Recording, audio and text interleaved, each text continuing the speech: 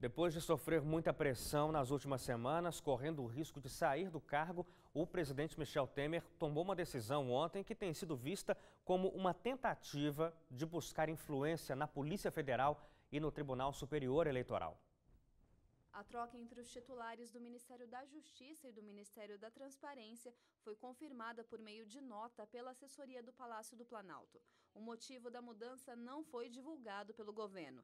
A polêmica é porque há 2 semanas o nome de Osmar Serralho, até então ministro da Transparência, apareceu em uma das conversas do empresário Joesley Batista e o senador afastado Aécio Neves. O áudio divulgado na Operação Patmos mostra Aécio falando sobre um plano para tentar barrar a Operação Lava Jato.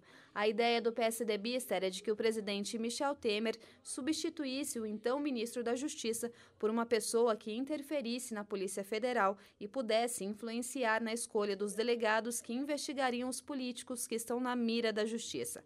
Na conversa, Aécio reclama com Joesley que o Planalto não tem uma pessoa dentro da polícia, o que faria com que os investigados pudessem cair nas mãos de delegados que não fossem de confiança. Sobre essa parte do áudio, o ministro relator da Operação Lava Jato no Supremo Tribunal Federal, Edson Fachin, afirmou que é possível perceber que o senador Aécio Neves demonstrava muita preocupação e empenho na adoção de medidas que de alguma forma pudessem interromper ou embaraçar a investigação.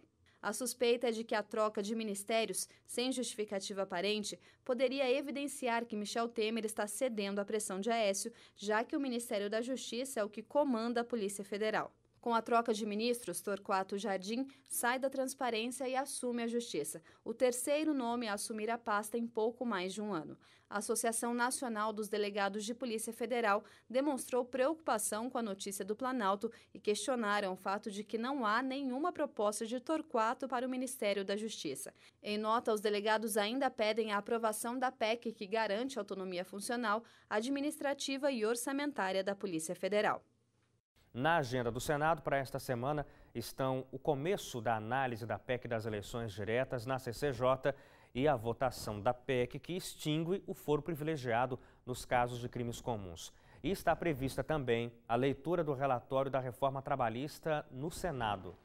E essa proposta de emenda à Constituição que estabelece eleições diretas para o caso de vacância do cargo de presidente nos 2 últimos anos de mandato está parada no Congresso Nacional. Mas o tema divide opiniões de parlamentares e agita o Legislativo. A semana promete ser agitada no Congresso Nacional. Além da crise política que assola o Planalto, deputados e senadores de oposição ao governo Temer devem seguir pressionando por eleições diretas caso o presidente deixe o cargo. Mas, para isso, é preciso que o Congresso inclua na Constituição a previsão para esse tipo de pleito no caso de o cargo de presidente ficar vago nos últimos 2 anos de mandato. A proposta parada na Câmara vai nesse sentido. Recentemente, o deputado Alessandro Molon, da Rede do Rio de Janeiro, disse que o Congresso enfrenta uma crise de confiança e que não teria legitimidade para escolher o novo presidente da República. Ele defende a saúde de Michel Temer e que o cidadão comum escolha o novo presidente. PEC das diretas já. Um governo que precisa fazer obstrução para não ser derrotado na principal comissão da casa é um governo que já acabou. Por isso nós queremos a saída de Temer e aprovar aqui na casa eleições diretas já.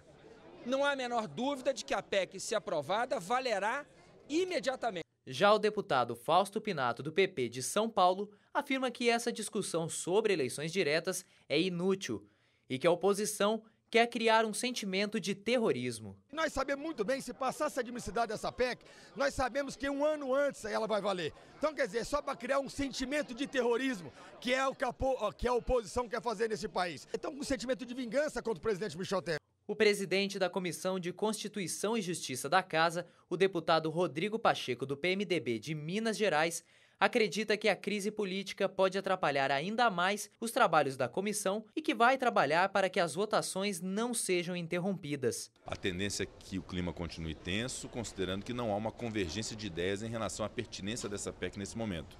Não só em relação à pertinência, a necessidade de preservação do status quo atual da Constituição da República, que prevê, no caso de vacância do presidente e do vice-presidente, eleições indiretas. Então, tudo isso acaba por gerar esse conflito de ideias e isso ressoa aqui na Comissão Comissão de Constituição e Justiça, não permitindo que se dê andamento aos trabalhos da nossa comissão.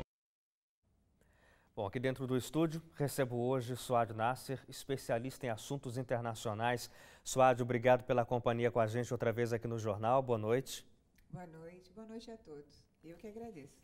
Suad, a gente está acompanhando aí esse momento de crise, uma turbulência enorme enfrentada pelo governo de Michel Temer, com desdobramentos para a economia, para a política nacional como um todo, e a gente fica pensando como é que a comunidade internacional, investidores internacionais, como é que o mundo lá fora está enxergando este momento? Porque a gente vinha de uma transição, né? Sai Dilma, entra Temer, aquele momento confuso do impeachment, então parece que a expectativa era uma, mas agora talvez já tenha mudado. É difícil. Eu não sei se você se lembra, todo mundo deve se lembrar, uma época em que a revista The Economist colocou o Cristo Redentor e colocou ele decolando, né? Sim. Como se o Brasil estivesse decolando e fosse um dos melhores países do mundo para se investir.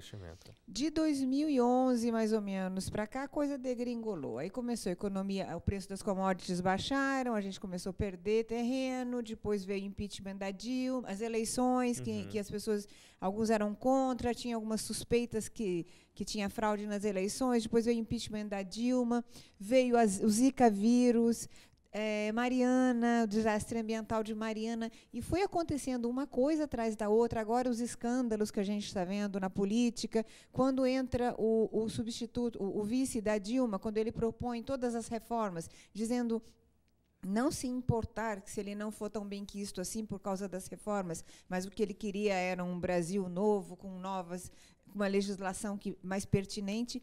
Descobre-se também que existe uma ligação com pessoas não tão idôneas assim. Sim. Então, a coisa começou a degringolar de um jeito que nem o FMI agora está apostando no que vai acontecer.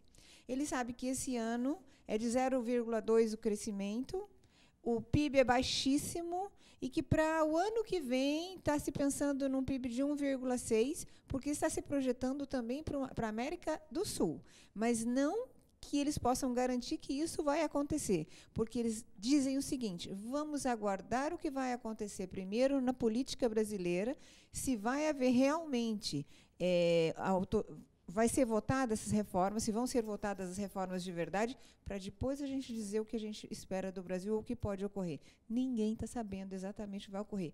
Isto colocado dessa maneira, você percebe que ninguém consegue investir num país que não tem segurança nenhuma. Então, está todo mundo com medo. Inclusive, os próprios bancos instalados dentro do país não dão crédito para ninguém, nem para empresário e nem para o próprio cidadão. Então, o que ocorre? Ninguém consegue investir e a economia não gira. Suad, o Brasil, estando nessa situação tão caótica, tão crítica, ele acaba perdendo espaço no papel de liderança na América Latina?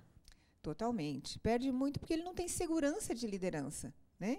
Então, o que ocorre é que cada país acaba sendo sua própria liderança hoje na América Latina, principalmente porque se dividiu. Antes tinha o bolivarianismo que unia os irmãos, né? Hoje não está mais assim. Alguns países já abandonaram mudando.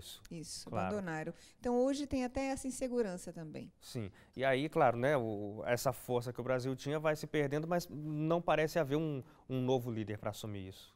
O triste é que, se houver uma nova eleição diretas já, quem serão os candidatos? Será que haverá tempo hábil para eles mostrarem para a gente um projeto de governo que realmente tire o Brasil desse buraco? E os que estão aí, será que vão ser realmente punidos? Então, a gente está vendo um governo hoje que está tentando se salvar de qualquer maneira. Então, na realidade, ele vem gastando muito para se salvar, porque ele faz coalizões, ele acaba dando algum tipo de ganho extra para aqueles políticos com quem ele pode votar, e nessa ele acaba gastando muito mais e se amarrando cada vez mais. Eu acho que a gente vai ter cada vez mais surpresas e não vão ser boas as surpresas que nós vamos ter, porque até esse momento nós vimos o Executivo e o Legislativo se envolver em tudo isso, e parece que já começou a aparecer alguma coisa no Judiciário.